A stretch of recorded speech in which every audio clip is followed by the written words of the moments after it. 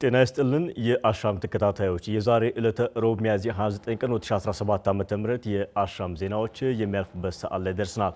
አስቀድመን ርዕሰ ጉዳዮችን ጠቁማችሁ እናት ፓርቲ ከመንግስት ያገኘውን የበጀት ድጋፍ ከታለመለት ተግባር ውጭ አውሏል የሚል ክስ በዋናው ኦዲተር ቀረበበት። የከፍተኛ የህዝብ ማመላለሻና ድንበር ተሻጋሪ ሹፌሮች የብቃት መመዘኛ ፈተና ካልወሰዱ ማሽከርከር ክልክል ነው ሲል የትራንስፖርትና ሎጂስቲክስ ሚኒስቴር በአሻም በኩል አስታወቀ። መንግስት በዛሬው ዕለት በማይናማር በችግር ላይ የነበሩ የተባሉ 41 ኢትዮጵያውያን ወደ ሀገር ቤት መመለሱን ቤተሰቦቻቸው ለአሻም አረጋገጡ።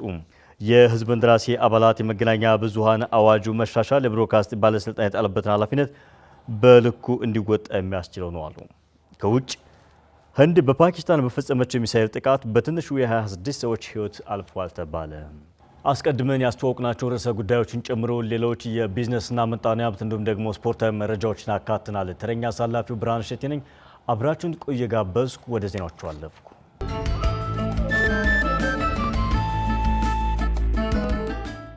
እናት ፓርቲ ከመንግስት ያገኘውን የበጀት ድጋፍ ከታለመለት ተግባር ውጭ አውሏል የሚል ክስ ዋናው ኦዲተር አቀረበበት። ፓርቲው 438500 ብር ለምን ተግባር እንደዋለ የወጪ ደጋፊ ሰነድ ማያያዝ እንዳልቻለ ከሰሞኑ የፌዴራል ዋና ኦዲተር ለብሔራዊ ምርጫ ቦርድ በላከው ደብዳቤ መግለጹን አሻም ተመልክታለች። የፌዴራል ዋና ኦዲተር በጉዳዩ ላይ የፓርቲው ፕሬዝዳንት ምላሽና ማብራሪያ እንዲሰጡት መጠየቁን አስታውሰው ሆኖም ግን አገኘሁት ያለው ምላሽ አሳማኝና ጥጋቢ አይደለም ማለቱን አሻም ከደረሳ ሰነድ መመልከት ችላለች። አሻም በዚህ ጉዳይ ላይ ተጨማሪ ማብራሪያዎችን የፓርቲውን ፕሬዝዳንት ጨምሮ ሌሎችን ለማነጋገር ሞክራለች። ባልደረባችን መሰረት ነቃ ያጠናቀረውን ዘገባ ተጨማሪ አለን። የኢትዮጵያ ብሔራዊ ምርጫ ቦርድ ከፌዴራል ዋና ኦዲተር የደረሰውን የኦዲት ምርመራ ግኝት መነሻ በማድረግ ለፓርቲው በላከው ደብዳቤ ፓርቲው በሕግ ከተደነገገው ውጭ የፋይናንስ አስተዳደሩን እየመራ መሆኑን አስቀድሞ በዚህ ዓመት የሚሰጠውን የመንግስት ድጋፍ ሊያገኝ እንደማይገባው መወሰኑን ገልጿል። ብሔራዊ ምርጫ ቦርድ በአዋጅ ቁጥር 1162/2011 አንቀጽ 100 መሰረት መንግስት ለፖለቲካ ፓርቲዎች የሚያደርገውን የበጀት ድጋፍ በሕጉ መሰረት መስፈርቱን አሟልተው ለተገኙ ፓርቲዎች እንደሚያከፋፍል ይታወቃል። ይኸውን የመንግስት የድጋፍ በጀት ፓርቲዎች ከብሔራዊ ምርጫ ቦርድ ተቀብለው ለታለመለት ዓላማ ብቻ የመዋል የህግ ግዴታ እንዳለባቸው ተመላክቷል። የመንግስት ድጋፍ በጀቱን ያገኘ የፖለቲካ ፓርቲ በአዋጁ አንቀጽ 102/2 እና መንግስት ለፖለቲካ ፓርቲዎች የሚሰጠውን የገንዘብ ድጋፍ ለመወሰን በወጣው መመሪያ ቁጥር 16/2013 አንቀጽ 7(5) መሰረት ድጋፉን ለታለመለት ዓላማ ብቻ የመዋል ግዴታ እንዳለበት በግልጽ መደንገጉን ቦርዱ አስታውሷል። አንድ የፖለቲካ ፓርቲ ያገኘውን የመንግስት ድጋፍ ለታለመለት ዓላማ ሳያውል ቢቀር ወይም ስለተደረገው ድጋፍ በወቅቱ ሪፖርት ካላቀረበ ወይም ሐሰተኛ የሂሳብ ሰነድ ቢያቀርብ ወይም ከሚሰጠው ድጋፍ ጋር በተያያዘ ግዴታውን ያልተወጣ እንደሆነ ድጋፉ ሊቋረጥበት ወይም ሊቀንስበት እንደሚችል የሚገልጸው ቦርዱ የወንጀልና የፍትሐ ብሔር ተጠያቂነት እንደሚያስከትልበት በህግ አግባብ በግልጽ ተቀምጧል ብለዋል። ቦርዱ ለፓርቲው በላከው ደብዳቤ እናት ፓርቲ ከመንግስት ስላገኘው የ2016 የበጀት ድጋፍ ሂሳቡን በራሱ የውጭ ኦዲተር አሰርቶ ሪፖርት ለቦርዱ ማቅረቡን ጠቅሷል። በሪፖርቱ የተሰየመው የውስጥ ኦዲተር በኦዲት ሪፖርቱ ላይ የገለጸው ፓርቲው ከአባላት ለሰበሰበው መዋጮ የገንዘብ መቀበያ ደረሰኝ አለመስጠቱን በዚህም ምክንያት በ3 ባንኮች ላይ የሚገኘውን ገንዘብ ትክክለኛነት ማረጋገጥ አለመቻሉን ተረድቻለሁ ብለዋል። በተጨማሪም ቦርዱ ከፓርቲው አባላት ጥቅምት 3 ቀን 2017 ዓ.ም በተጻፈ ቤቱታ የፓርቲው ፋይናንስ አስተዳደር ችግር ላይ መሆኑን ጠቅሰው ተገቢው ማጣራት በቦርዱ በኩል እንዲደረግ መጠየቃቸውን ተከትሎ ጉዳዩን የፌዴራል ዋና ኦዲተር መስሪያ ቤት ሊያየው ይገባል የሚሉት ውሳኔ ላይ መድረሱን በደብዳቤ አመላክቷል።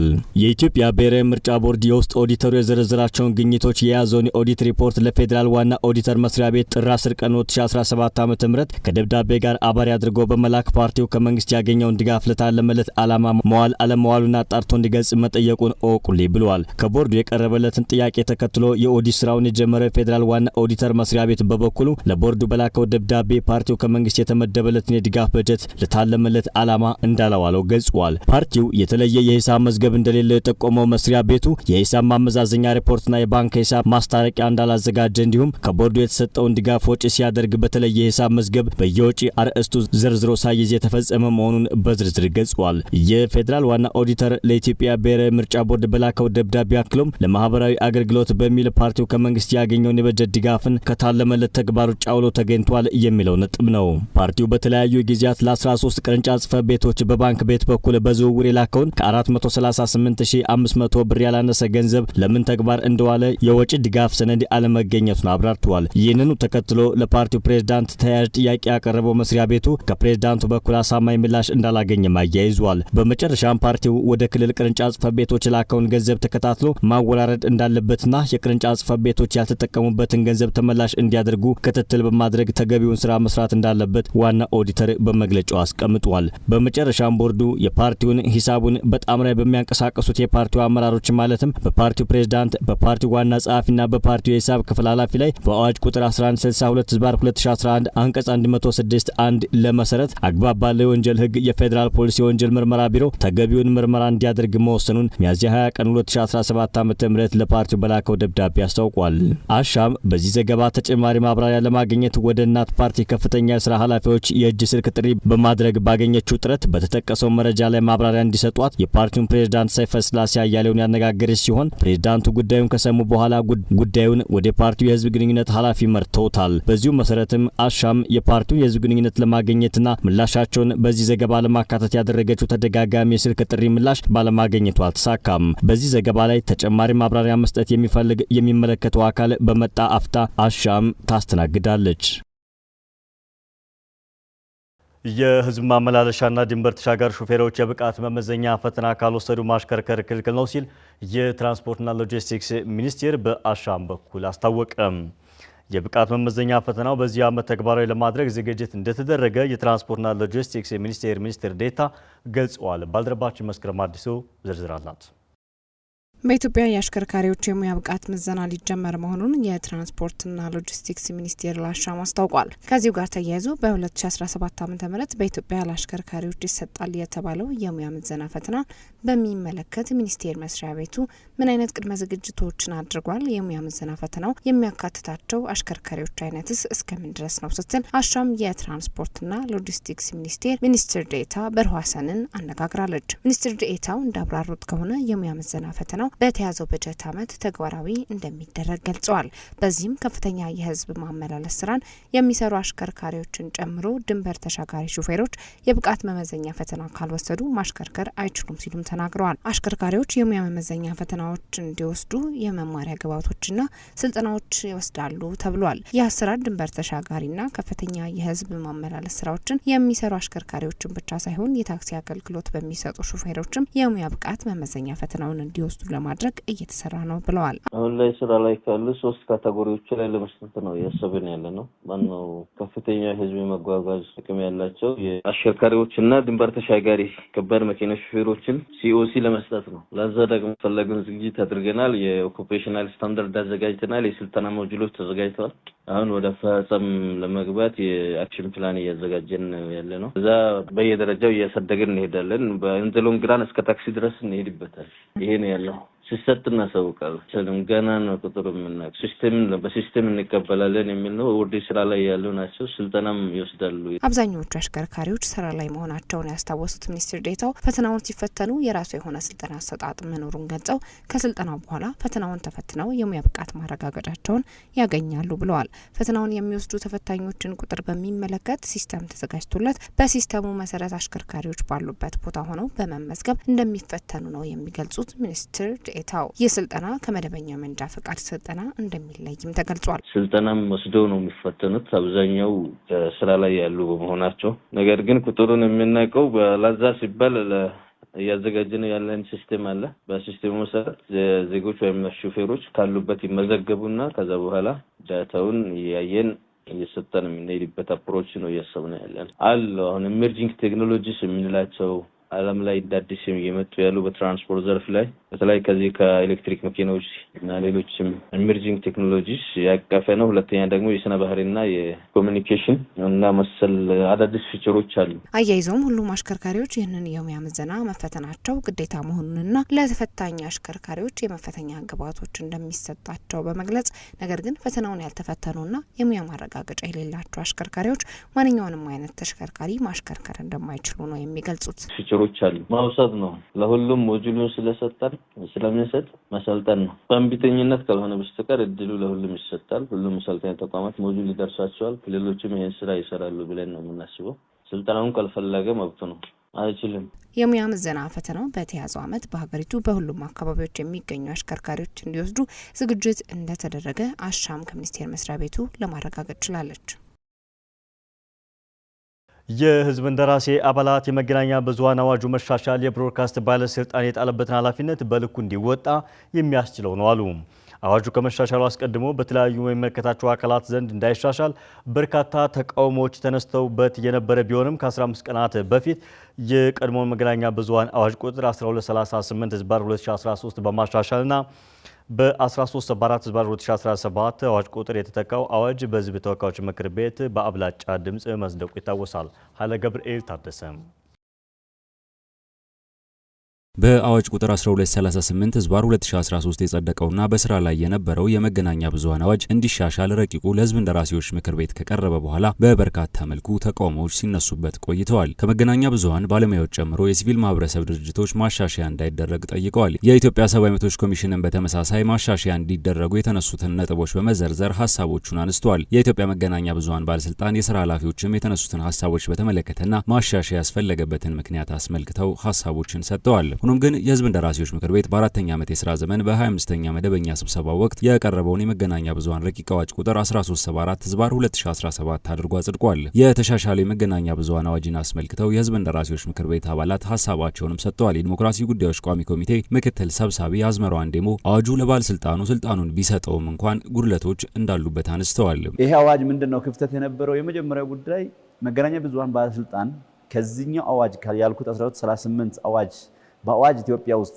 ከተፈጠረና ከተፈቀደ በኋላ ብዙ የሚዲያ ላንድስኬፖች ተከፍቷል። እውነት ለመናገር በህትመት እንበለው፣ በብሮድካስት እንበል፣ በሃይማኖት፣ በንግድ የተለያየ በአይነትም በመጠንም በቁጥርም ሚዲያ ተቋም ብቻ ሳይሆን ጋዜጠኛ ሁሉ የጨመረበት ሁኔታዎች ናቸው የነበሩት።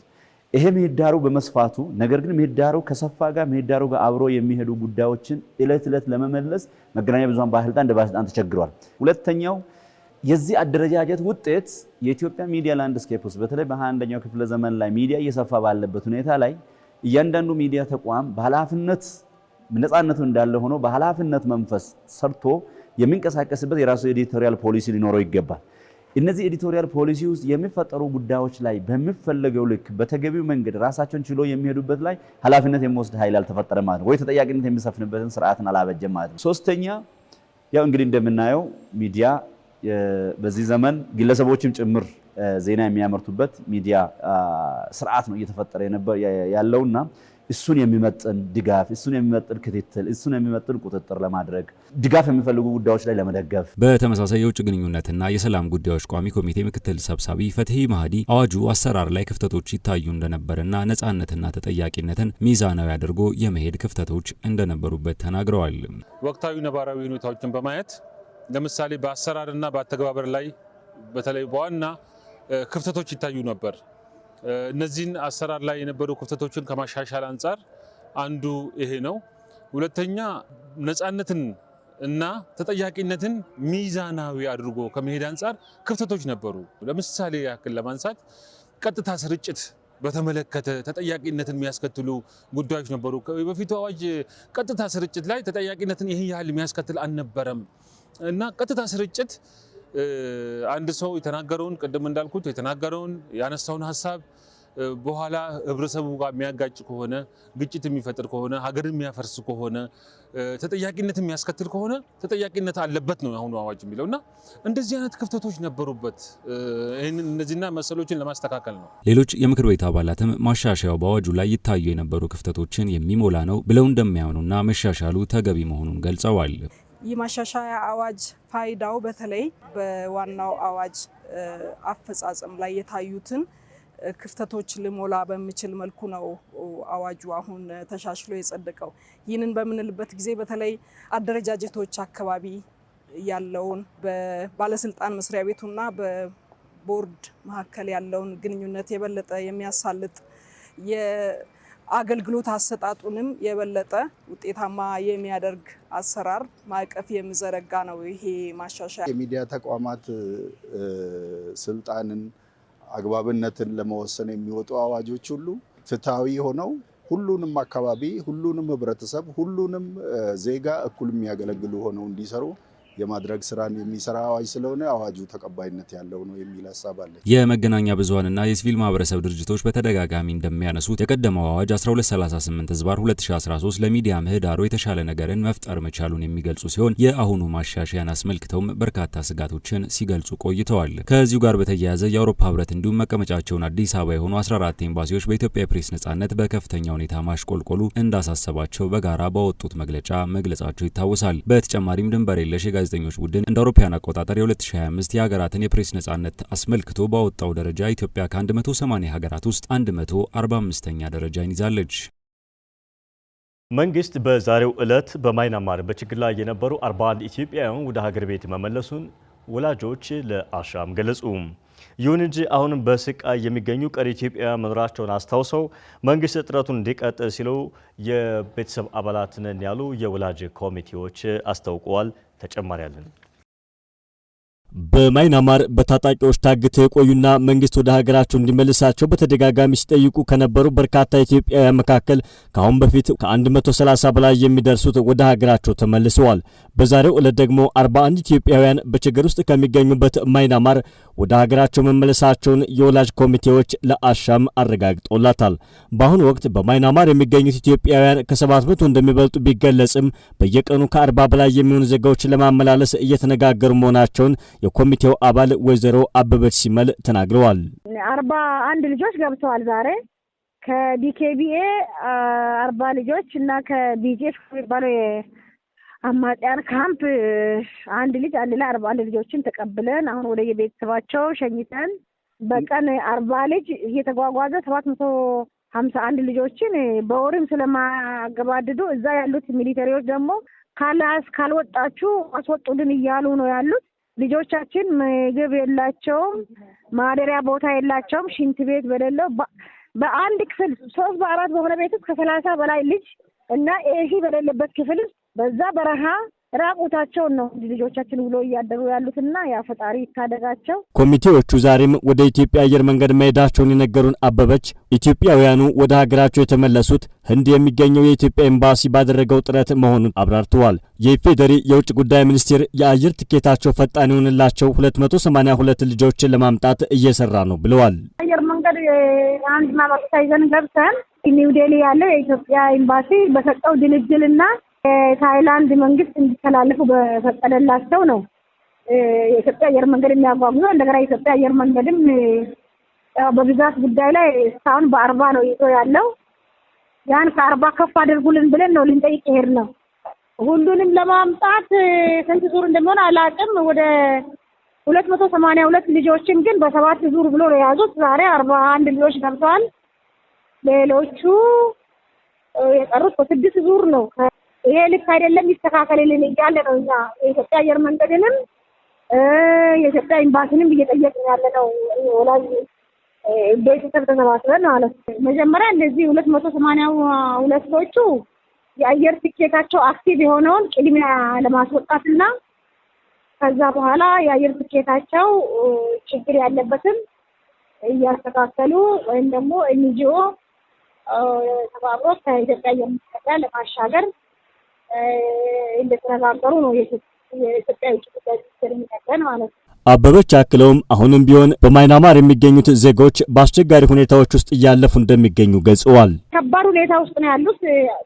አሁን ራሱ በአሁኑ ሰዓት 5 ልጆች ሙሉ ሰውነታቸውና እግራቸው አብጦ መንቀሳቀስ እንደማይችሉ ምግብ ሳይስማማቸው ቀርቶ ማለት ነው። እዛ ጋር ምግብ በአግባቡ የለም።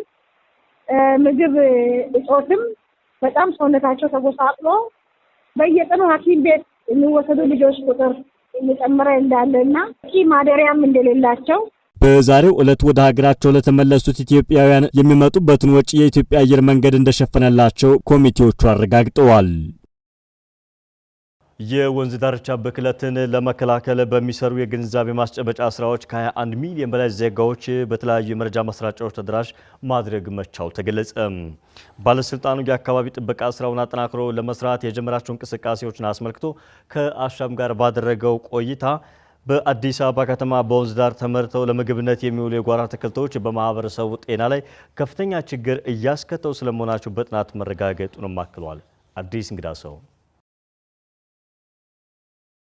የአዲስ አበባ ከተማ አስተዳደር አካባቢ ጥበቃ ባለስልጣን የከተማዋን አካባቢዎች ጉዳይ በሚመለከት ከ18 የመንግስት ተቋማት ጋር በጋራ ለመስራት የሚያስችለውን እቅድ ማዘጋጀቱን ተከትሎ ተቋማቱ በእቅዱ ላይ እንዲወያዩ ማድረጉን ለአሻም ገልጾላታል። በተዘጋጀው የውይይት መድረክ ላይ ከተቋማቱ ጋር በጋራ መስራት የሚያስችል ስለመሆኑ ግምገማ መደረጉን ለአሻም የገለጹላት በባለስልጣኑ የአካባቢ ትምህርትና ግንዛቤ ቡድን መሪ አንበሳው ፈንታ መስራት በሚቻልባቸው ጉዳዮች ላይ ተፈራርመው ወደ ስራ መግባታቸውን ነው የተናገሩት። ከተቋሙ ጋር በጋራ ለመስራት ከስምምነት የደረሱትንና የተሰሩ ስራዎችን በሚመለከት ኃላፊው ተከታዩን ማብራሪያ ሰጥተዋል።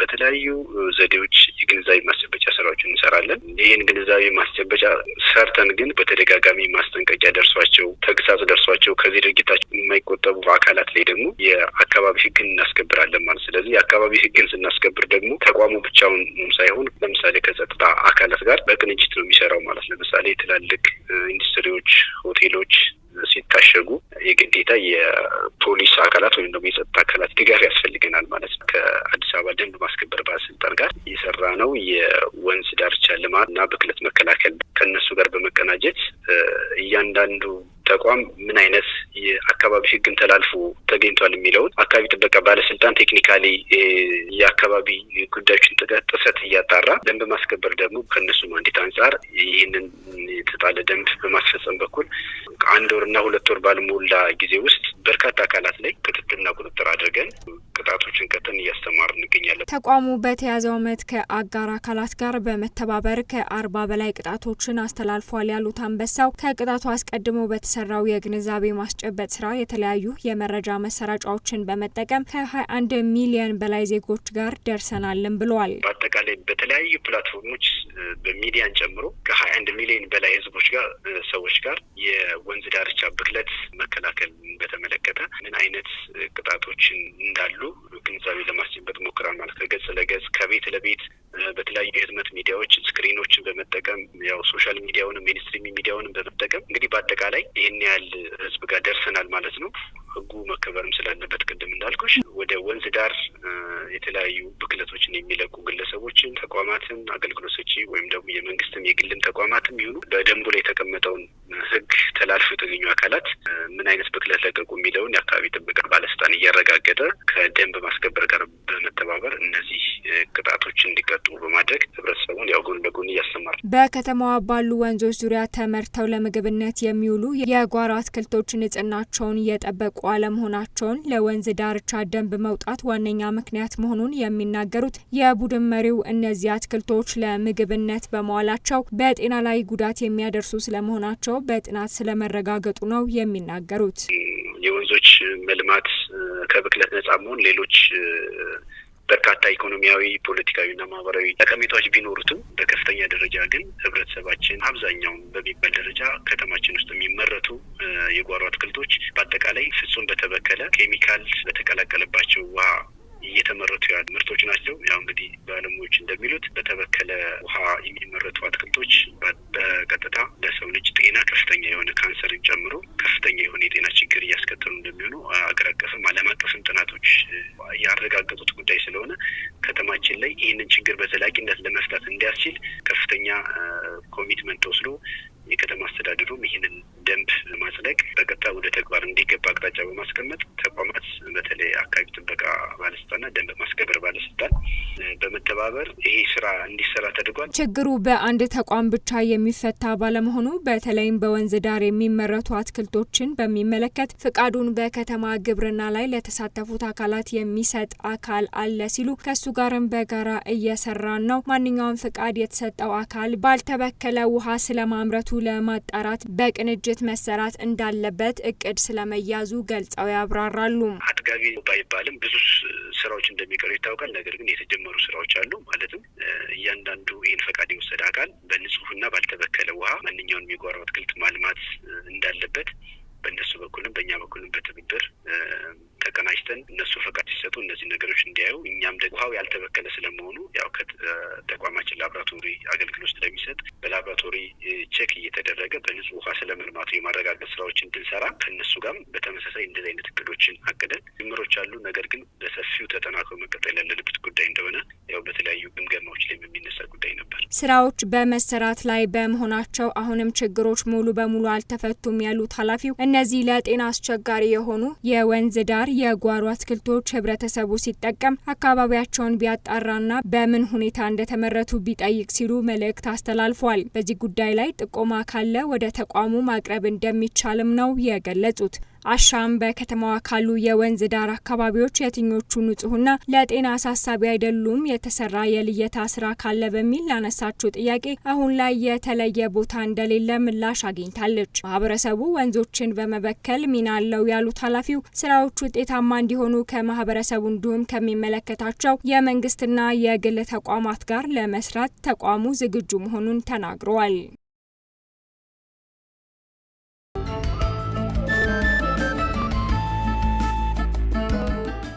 ተመልካቾቻችን ዜናዎቻችን ቀጥለዋል። አሁን ደግሞ ከባህር ማዶ ወዳገኘናቸው መረጃዎች እናልፋለን።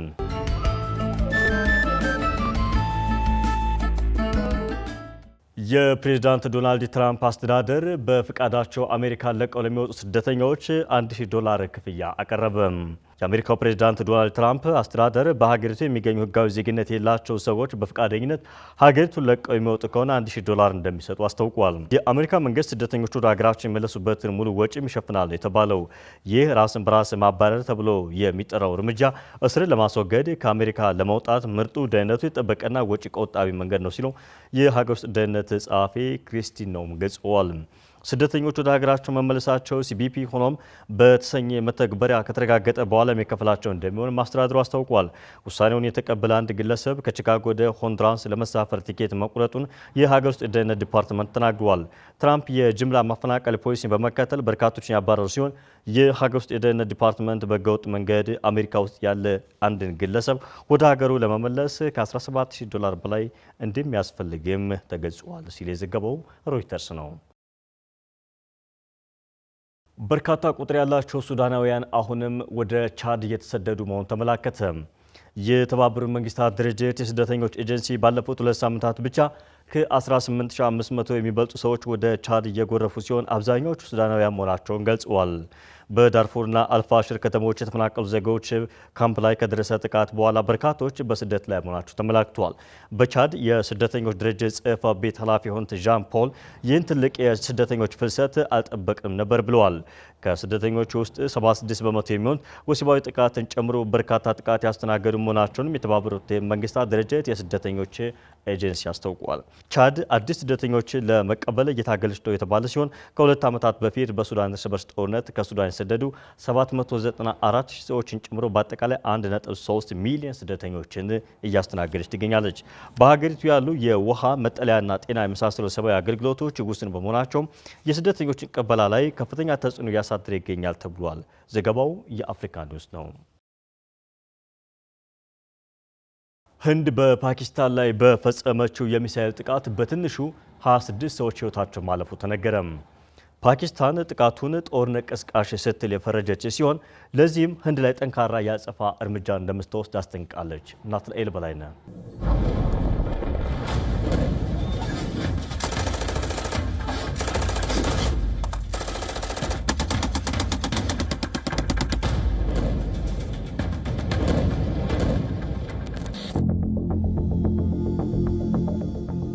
ህንድ ሲንዶር በተባለው ኦፕሬሽን በፓኪስታኑ 9 አሸባሪ መሰረተ ልማት ቦታዎች ላይ ጥቃት ከሰነዘረች በኋላ አንድ ህጻንን ጨምሮ ቢያንስ 8 ሰዎች ተገድለዋል፣ 35 የሚሆኑ ደግሞ ቆስለዋል። በሁለቱ ኒውክሌር የታጠቁ ጎረቤቶች መካከል ያለው ከፍተኛ ግጭትም ተባብሷል። ፓኪስታን ጥቃቱን ጦርነት ቀስቃሽ ነው ስትል 5 የህንድ የአየር ኃይል ጀቶችን መትቼ ጥያለሁ ስትል ተናግራለች። የፓኪስታን መንግስት በመግለጫው ፓኪስታን ለህንድ ተገቢውን ምላሽ ሰጥታለች፣ መስጠቷንም ትቀጥላለች ብሏል። ህንድ ባለፈው ወር በህንድ ካሽሚር በሂንዱ ቱሪስቶች ላይ በተፈጸመ 26 ሰዎችን በገደለው ጥቃት ፓኪስታን ተሳትፋለች ስትል ከሳለች። የህንድ መከላከያ ሚኒስቴር ለዚህ ጥቃት ተጠያቂ የሆኑ ሰዎች ተጠያቂ እንዲሆኑ በገባነው ቃል መሰረት እየኖርን ነው ብሏል። አንድ የህንድ ሚሳኤል ጥቃት ፑንጃብ በምትባለው የፓኪስታን ግዛት በአንድ መስጊድ ላይ ወድቋል የተባለው። ሌሎች የተጠቁ ቦታዎች በፑንጃብ አቅራቢያና በፓኪስታን ቁጥጥር ስር በሚገኘው ካሽሚር ኮስቲ ውስጥ ናቸው። በዛሬው ዕለት ማለዳ ከፍተኛ ፍንዳታ የተሰማ ሲሆን በፓኪስታን ካሽሚር ዋና ከተማ ሙዛራባባድ ኃይል መቋረጡን እማኞች ተናግረዋል። በህንድ የካሽሚር ድንበር ላይ በህንድ የሚተዳደር በኩፕዋራ አውራጃ የሚኖሩ ነዋሪዎች በህንድና በፓኪስታን ቁጥጥር መስመር ላይ የተኩስ ልውውጥ መኖሩንም ገልጸዋል። የህንድ ጦር በድንበር ተሻጋሪው ጥይት የ3 ንጹሃን ዜጎች ህይወት ማለፉንና 5 ሰዎች ቆስሏል ብሏል። There have been 24 impacts in Pakistan at 6 locations. በፓኪስታን በስድስት አካባቢዎች 24 ጉዳቶች ተከስተዋል። እነዚህ ጉዳቶች የደረሱት ህንድ በተለያዩ አይነት የጦር መሳሪያ በፈጸመቻቸው ጥቃቶች ነው። እነዚህ ጥቃት 8 ፓኪስታናውያን ሲሞቱ 35 የሚሆኑት ቆስለዋል። ይህ የፍሪና ኢፍትሐዊ የጠላት ድርጊት በፓኪስታን ጦር ጠንካራ ምላሽ ይሰጥበታል። This cowardly, unjustified act of the enemy will be responded to strongly by the Pakistani army. የፓኪስታን ጠቅላይ ሚኒስትር ሼህባዝ ሻሪፍ አጸፋውን ለመመለስ ቃል የገቡ ሲሆን ፓኪስታን በህንድ የተጫነባትን ለዚህ የጦርነት ድርጊት በኃይል ምላሽ ለመስጠት ሙሉ መብት አላት። እናም ጠንካራ ምላሽ እየሰጠ ነው ብለዋል። ፓኪስታንና የፓኪስታን ታጣቂ ኃይሎች ጠላት እንዴት መቋቋም እንደሚችሉ ጠንቅቀው ያውቃሉ ያሉት ጠቅላይ ሚኒስትሩ ጠላት ክፉ ዓላማው እንዲሳካለት አንፈቅድም ሲሉ የብሔራዊ ደህንነት ኮሚቴ ስብሰባ ባደረጉበት ወቅት ተናግረዋል። የህንድ ጦር በበኩሉ በወጣው መግለጫ ጥቃቶቹ በፓኪስታንና በፓኪስታን በተያዘው ጃሙና ካሽሚር በህንድ ላይ የሽብር ጥቃቶች በታቀዱበትና በሚመሩበት የአሸባሪዎች መሰረተ ልማት ላይ ኢላማ አድርገዋል ብሏል። የህንድ የውጭ ጉዳይ ሚኒስትር በሰጠው መግለጫ ደግሞ ፓኪስታን አሁንም ክህደትና ክስ ላይ ነች ብሏል። Since the attacks, there has been no demonstrable step from Pakistan to take action against the terrorist infrastructure on its territory or on territory under its control. ምንም እንኳን ጥቃቱ ከተፈጸመ በኋላ ቀናት ቢያልፍም በግዛቱ ላይ ባለው የአሸባሪው መሰረተ ልማት ላይ እርምጃ ለመውሰድ ከፓኪስታን ምንም አይነት የማሳያ እርምጃ አልተወሰደም። ይልቁንም ክህደትና ክሶች ብቻ ነበር ሲሰጥ የነበረው። የደህንነት ተቋማችን ሌሎች ጥቃቶችን ህንድ ላይ ሊፈጽሙ እንደሚችሉ ቀደም ብሎ ተንብዮ ነበር። በዛሬው ዕለትም ህንድ መሰል ድንበር ተሻጋሪ ጥቃቶችን መመከት በምትችልበት መብቷን ተጠቅማ ጥቃት ሰንዝራለች። India exercised its right to respond and preempt as well as deter more such cross-border attacks.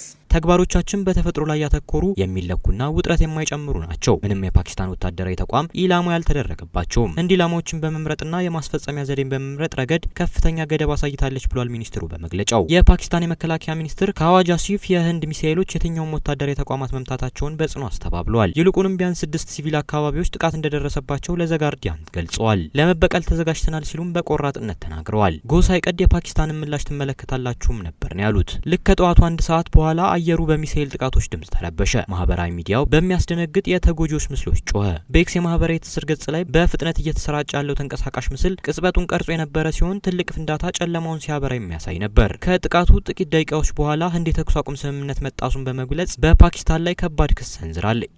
ወታደራዊ በሆነው የሀገሪቱ የቁጥጥር መስመር በተለዋጭ የካሽሚር ድንበር ላይ የመድፍ ተኩስ ፈነዳ። ይህም በአካባቢው ግጭት ሊባባስና ሀገራቱን ወደ ኒውክሌር ጦርነት ሊገፋ ይችላል የሚል ስጋት ፈጥሯል። የዩናይትድ ስቴትሱ ፕሬዝዳንት ዶናልድ ትራምፕም ስለ ጉዳዩ አስተያየት እንዲሰጡ ተጠይቀው ጥቃቱ ተጠባቂ ነው፣ በቶሎ ግን ይቋጫል ብዬ ተስፋ አደርጋለሁ በማለት ብቻ ቋጭተውታል።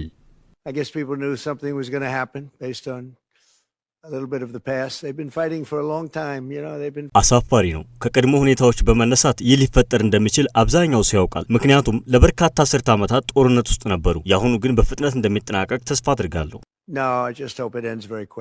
የፓኪስታን የውጭ ጉዳይ ሚኒስትር የህንድ ኃይሎች ጥቃቱን የፈጸሙት በራሳቸው የአየር ክልል ውስጥ በነበሩበት ወቅት መሆኑን በመግለጽ ከባድ ማስጠንቀቂያ ሰጥቷል። ይህ አስደንጋጭ ጥቃት ለንግድ የአየር ትራፊክ ከፍተኛ ስጋት እንደሚፈጥርና በአየር ትራፊክ ላይ የጥርጣሬ ጥላ እንደሚጥል አስታውቋል። ይህ በግዴለሽነት ተባብሶ ሁለቱን የኒውክሌር የታጠቁ መንግስታትን ወደ ትልቅ ግጭት አፋፍ አድርሷቸዋል ሲል መግለጫው አስጠንቅቋል። ውጥረቱ እየጨመረ በመምጣቱ በርካታ ዋና የአየር መንገዶች ወደ ፓኪስታንና ወደ ሰሜናዊ ህንድ ሰፊ ክልሎች የሚያደርጉትን በረራ ማቋረጣቸውንም አስታውቀዋል። ጥቃቱ የተቀሰቀሰው የህንድ ጠቅላይ ሚኒስትር ናሬንድራ ሞዲ በህንድ ድንበሮች የሚፈሰውን የውሃ ፍሰት ለመግታት ፍላጎት እንዳላቸው ከገለጹ ከሰዓታት በኋላ ነው። በምላሹ ፓኪስታን ከባድ ማስጠንቀቂያ ሰጥታለች። ማንኛውም ግዛትን በሚገድቡ የወንዞችን ስምምነት መጣስ እንደ ጦርነት ቅስቀሳ ተቆጥሮ ውጥረቱ ወደ ከፍተኛ ደረጃ ከፍ ያደርገዋል ብላም ነበር። ሞዲ ኢስላማባድን በተለይም ባይጠቅሱም ነገር ግን ንግግራቸው የመጣው ኒው ዴሊ ለፓኪስታን ለፍጆታና ለእርሻ አስፈላጊ የሆነውን ውሃ የሚገዛውን የ5 ዓመቱ የኢንደስ የውሃ ስምምነትን አካል ካቆመ በኋላ ነው። እንደ አውሮፓውያን አቆጣጠር በ1947 ከብሪታንያ ቅኝ ግዢ ነጻ ከወጡ በኋላ ብዙ ጦርነቶችን ባሳለፉት የደቡብ እስያ ጎረቤቶች መካከል በተፈጠረው ውጥረት ውስጥ የዛሬው የሚሳኤል ጥቃት የሀገራቱን ፍጥጫ አሳሳቢ ደረጃ ላይ አድርሶታል። ዓለም አቀፉ ማህበረሰብ በፓኪስታንና ህንድ ላይ ከጦርነት አፋፍ እንዲመለሱ ለቀናት ግፊት አድርጓል። የተባበሩት መንግስታት ድርጅት ቃል አቀባይ ስቴፈን ዱጃሪች የተባበሩት መንግስታት ድርጅት ዋና ጸሐፊ በህንድ ዓለም አቀፋዊ ድንበርና የቁጥጥር መስመር ላይ ስለደረሰው ጥቃት በጣም ያሳስባቸዋል ብለዋል። ቃል አቀባዩ ከሁለቱም ሀገራት ከፍተኛ ወታደራዊ እገዳን ጠይቀዋል። ዓለም በህንድና በፓኪስታን መካከል የሚፈጠር ወታደራዊ ግጭትን መቋቋም አይችልም ሲሉም ተደምጠዋል። ዓለም አቀፉ የኒውክሌር ጦር መሳሪያ የማስወገድ ዘመቻ ድርጅት በህንድና በፓኪስታን መካከል ያለው ጦርነት መባባስ በጣም አሳስቦኛል ብሏል። የ2017 የኖቤል ሰላም ሽልማት የተሸለሙት የድርጅቱ ዋና ዳይሬክተር ሜሊሳ ፓርኬ በህንድና በፓኪስታን መካከል ያለው የኒውክሌር ልውውጥ በአካባቢው በሚሊዮኖች ለሚቆጠሩ ሰዎች ፈጣን ሞት ያስከትላል፣ እናም ዓለም አቀፍ ውጤቱ አስከፊ ይሆናል ብለዋል። ዝርዝር ዘገባውን ስናዘጋጅ ዘጋርዲያን፣ አልጀዚራና ዶቼ ቬለን በእማኝነት ተጠቅመናል። ተመልካቾቻችን የዕለቱን ዜናዎች ከማጠናቀቃችን በፊት ርዕሰ ጉዳዮችን በድጋሚ እናስታውሳችሁ። እናት ፓርቲ ከመንግስት ያገኘውን የበጀት ድጋፍ ከታለመለት ተግባር ውጭ አውሏል የሚል ክስ በዋናው ኦዲተር ቀረበበት። የከፍተኛ የህዝብ ማመላለሻና ድንበር ተሻጋሪ ሹፌሮች የብቃት መመዘኛ ፈተና ካልወሰዱ ማሽከርከር ክልክል ነው ሲል የትራንስፖርትና ሎጂስቲክስ ሚኒስቴር በአሻም በኩል አስታወቀ። መንግስት በዛሬው ዕለት በማይናማር በችግር ላይ የነበሩ የተባሉ 41 ኢትዮጵያውያን ወደ ሀገር ቤት መመለሱን ቤተሰቦቻቸው ለአሻም አረጋገጡ። የህዝብ እንደራሴ አባላት የመገናኛ ብዙሃን አዋጁ መሻሻል የብሮድካስት ባለስልጣን የጣለበትን ኃላፊነት በልኩ እንዲወጣ የሚያስችለው ነው አሉ። ከውጭ ህንድ በፓኪስታን በፈጸመችው ሚሳኤል ጥቃት በትንሹ የ26 ሰዎች ህይወት አልፏል ተባለ። የዛሬ ዕለተ ሮብ ሚያዝያ 29 ቀን 2017 ዓ.ም የአሻም ዜናዎቻችን በዚህ መልኩ ተጠናቀዋል። አብራችሁን ስለነበራችሁና ስለተከታተላችሁን ከልብ እናመሰግናለን። ተረኛ አሳላፊው ብርሃን ሽቴ ነበርኩ። ተመልካቾቻችን ከአሻም ቴሌቪዥን ወደ እናንተ የሚደርሱ ወቅታዊ መረጃዎችና አዳዲስ ዜናዎችን ከሳተላይት በተጨማሪ በሁሉም የማህበራዊ ትስስር ገጾቻችን ማለትም በፌስቡክ፣ በቲክቶክ፣ በዩቲዩብ እና በቴሌግራም ገጾቻችንን ላይክ፣ ሼር እና ፎሎ በማድረግ ማግኘት እንደምትችሉ መጠቆም እንወዳለን። አሻም ለሁላችን።